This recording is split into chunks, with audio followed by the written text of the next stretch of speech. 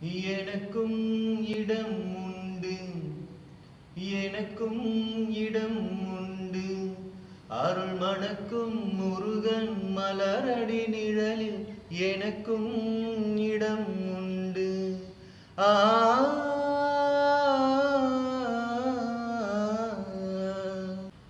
ஆமென். கிறிஸ்டியானிட்டியில் ஆமென் அப்படிம்பாங்க, இஸ்லாத்தில் ஆமீன் அப்படிம்பாங்க.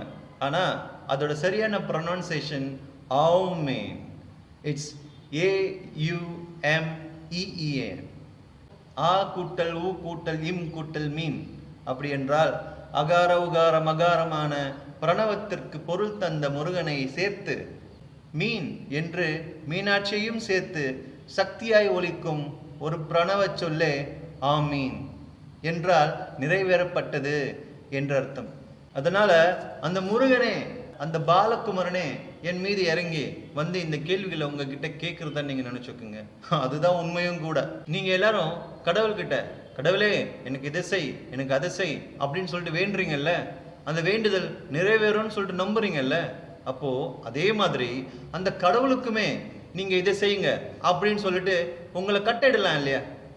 அப்போ எங்க இந்த கடவுள் அப்படின்னு நீங்க கேட்டீங்கன்னா, பிரயாந்தி கால பைரவாங்கிற சந்நிதம் பரத்ருவம் அப்படின்னா ஏகன் அநேகன் அப்படிங்கிற தத்துவத்துல அந்த பரம்பொருளின் ஆசீர்வாதம் எல்லா இடத்துலயும் பரிபூரணமா நிறைஞ்சிருக்கு.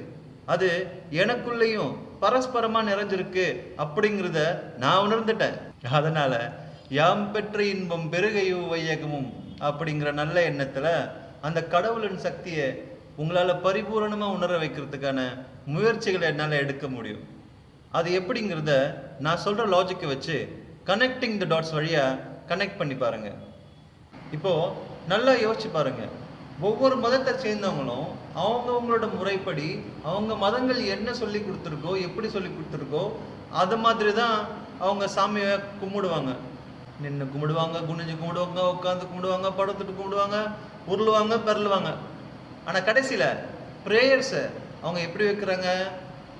சாமி வானத்தில் இருக்கிறாரு அப்படின்னு சொல்லிட்டு கடவுளே அப்படின்னு சொல்லிட்டு வானத்துக்கு மைக்கு போட்டு சாமி கும்பிடுறீங்களா? இல்ல பக்கத்துல இருக்கிறவங்க கூட கேட்டுறக்கூடாதுன்றதுக்காக மனசுக்குள்ளேயே தானே கமக்கமா கும்பிடுறீங்க. அப்பனா உங்களே நீங்க கேட்டு பாருங்க, அந்த கடவுள் உங்களுக்குள்ள இருந்து உங்களை கவனிக்கிறாரா, இல்ல கண்ணுக்கே தெரியாத ஏதோ ஒரு இடத்துல இருக்கிறாரா அப்படின்னு சொல்லிட்டு நீங்களே உங்களையே கேள்வி கேட்டுக்கோங்க. அப்பதான் உங்களுக்கு பதில் புரியும். அப்படி ஒருவேளை அந்த கடவுளுங்கிறவர் உங்களுக்குள்ளதான் இருக்கிறாரு அப்படிங்கிறத நீங்க புரிஞ்சுக்கிட்டீங்கன்னா அவரை பரிபூரணமா உணர்வது எப்படி அப்படிங்கிற அடுத்த கேள்வியை உங்களுக்கு உதிக்கணும். அதற்கான ஒரு வழிமுறையை தான் அந்த பரம்பொருள் உங்களுக்கு ஏன் மூலியமா கத்துக் கொடுக்க போறாரு. இது காசுக்கான முயற்சி இல்லை, ஃப்ரீ தான். அதனால முதல்ல உங்களுடைய ஒரு 6 நிமிஷத்தை கடவுளுக்கு நீங்க செலவழிங்க பார்க்கலாம். அந்த 6 நிமிஷத்தை நீங்க எப்படி பிராக்டிஸ் பண்ணணும் அப்படின்னா, முதல் ஒரு நிமிஷம் வெளுண்டு வினை இல்லை, மயிலுண்டு பயமில்லை, குகனுண்டு குறையில்லை, கந்தனுண்டு கவலை இல்லை, வேல்வேல் வெற்றுவேல். ஹரி ஓம்.